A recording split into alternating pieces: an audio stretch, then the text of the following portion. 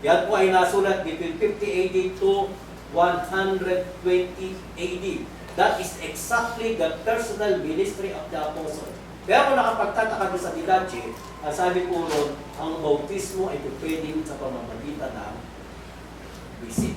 3 beses. Kapag walang running water, pwede mo siyang buhusan ng tubig sa loob.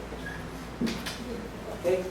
Kaya po yan ay nire-reject sapagkat yan po ay hindi sumasang-ayon sa turo ng mga apostol. Yan po ay isang halimbawa po.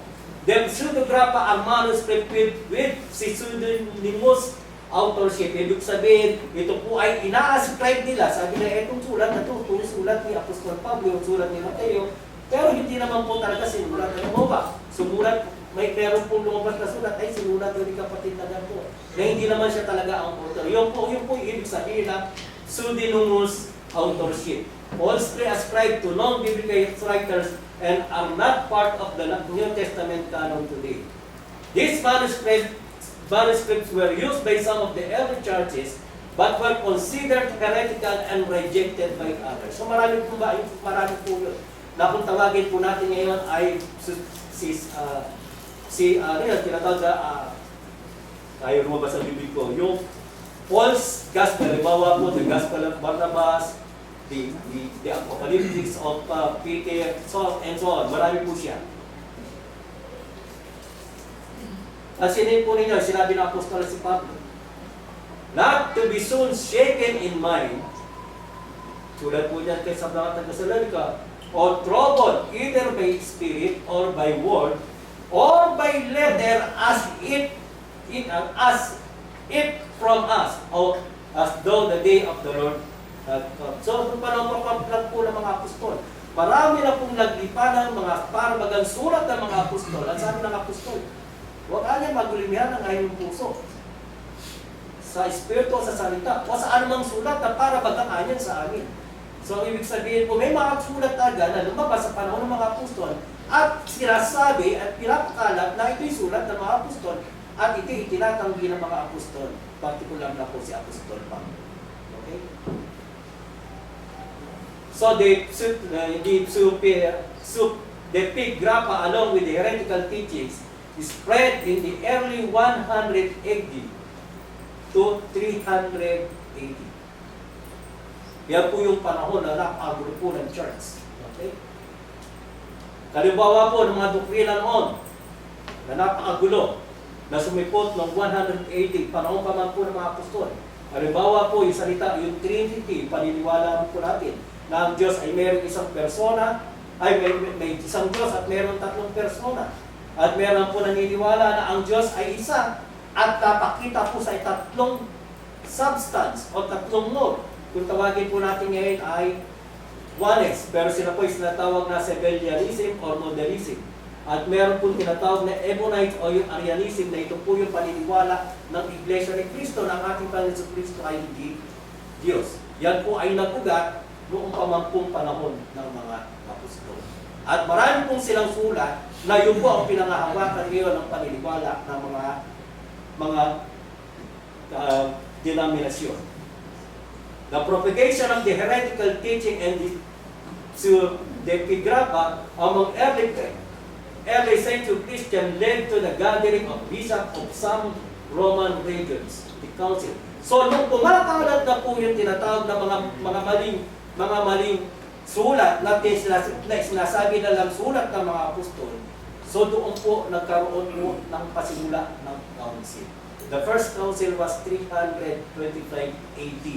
Yung tipong council na ito ang nagpapatotoo na noong panahon, unang panahon, wala pong kinikilalang papa. Okay? Pansin na ito po yung tinatawag na yung the Nicene Council in 325 AD. Ito po yung ginawa doon po sa modern day Turkey sa panahon po natin ngayon. Convened by Constantine I to resolve the theological dispute within the church.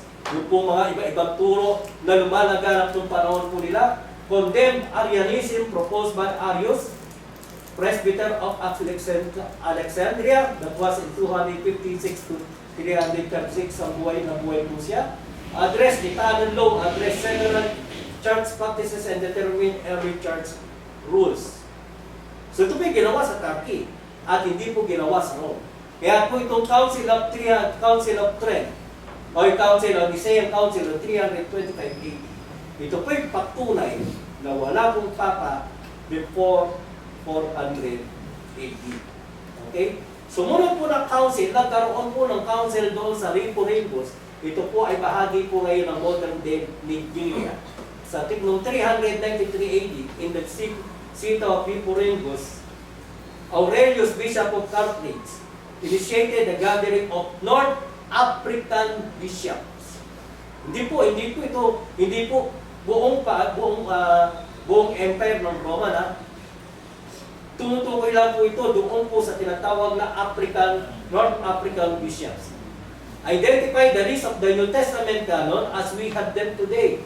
So, palibasa po, marami pong lumalagana po na iba't ibang sulat. So, nagtipon-tipon po yung tinatawag na mga bishop nito pong North African para po pag-usap-usapan kung ano ang tinatawag na sulat ng mga apostol at hindi sulat ng mga apostol.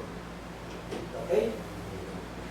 So, address theological issues specific to North African churches. That is the Donatism. Donatism, medyo, kasi po nung panahon po nila, nung nagkaroon po ng persecution, yung pong emperador ng Roma, hiningi po lahat ng mga sulat, mga Christian document. Lahat po ng Christian document, pati po yung mga scroll. No? Maaari po, kaya po sa panahon po natin, wala na po yung sulat ng mga apostol, maaaring ito'y naipasama doon at ito'y sinunog po ng mga Romano. At nung magkaroon na po ng laya ang tinatawag na Christian faith, malaya na po sila tinatawag na maglingkod sa Diyos at i-practice yung kanilang pananampalataya. Ang sabi po ng ilang mga bishop, kung sino man po, sasabi nila, kung sino man ang nag-surrender ng tinatawag na scripture para sunugin, hindi karapat dapat maging obispo sa iglesia. Yun po yung pag-uusap doon sa Donatism. Okay? So, meron po kasi question of faithfulness. Okay? So, ayun po, ang importante, ang pinaka-highlight po ng 393, ito po ay highlight kung saan they selected the books of the canon of the scriptures. Rejected the rest. Okay? At noong 397 AD, that is 4 years later, that was 4 years later, they reaffirmed the canon of the scripture, of the Old Testament of the Septuagint. No? Nireaffirm po nila yun. Sabi nila, ito talaga, itong Septuagint, accepted natin. Doon po sa Septuagint, kasama po yung tinatawag na Apocrypha. Yung Maccabees, yung tinatawag na Baruch, yung tinatawag na Book of Wisdom, yung mga bahagi po yun. Then, second, reconfirm the decision of the Council of Rimbo-Rimbos on the canon of the Scriptures. So, na-identify na po ng 393, na-identify na po nila kung anong dapat tanggapin ng mga Kristiyano at hindi dapat tanggapin. Okay? So, inano po nila yun, inadapt nila yun, at yun ay kanilang i-reconfirm. Then, address the local needs of the concerns of the North African churches, that is the governance and discipline of the church. And still, ito po yung nagpapatotoo na wala pong papa noong panahon po nila. Okay? So, ibig po sabihin, nung magpo-close na po yung 300 AD, na-desisyonan na po ng isang maliit na grupo. Sino po ang nag-desisyon? Yung grupo po ng mga North African churches. Sila ang nag-decide kung ano yung magiging books na bahagi doon sa canon of scriptures. Noong 382, ito po may kinalaman po kay